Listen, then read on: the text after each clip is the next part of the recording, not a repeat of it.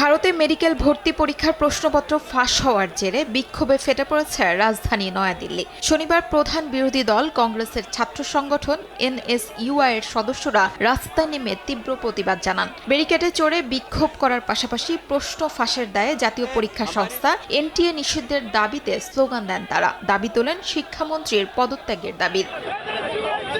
পরিস্থিতি নিয়ন্ত্রণে আনতে চড়াও হয় পুলিশ। বিক্ষোভকারীদের রাস্তা থেকে সরাতে লাঠিচার্জও করা হয়। বেশ কয়েকজনকে ঘটনাস্থল থেকে আটকও করা হয়।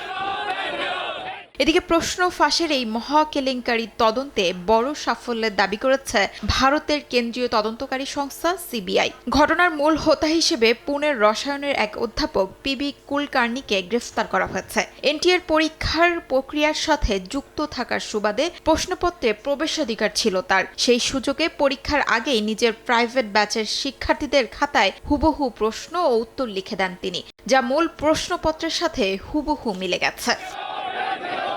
এই চক্রের সাথে জড়িত থাকার অভিযোগে এখন পর্যন্ত জয়পুর, গুরুগ্রাম, নাসিক সহ বিভিন্ন শহর থেকে কয়েকজনকে গ্রেফতার করেছে সিবিআই।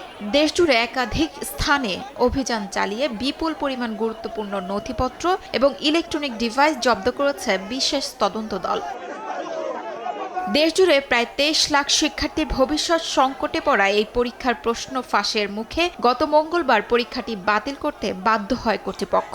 তীব্র সমালোচনার মুখে ভারতের শিক্ষামন্ত্রী ধর্মেন্দ্র প্রধান আগামী 21 জুন নতুন করে পরীক্ষা নেওয়ার তারিখ ঘোষণা করেছেন।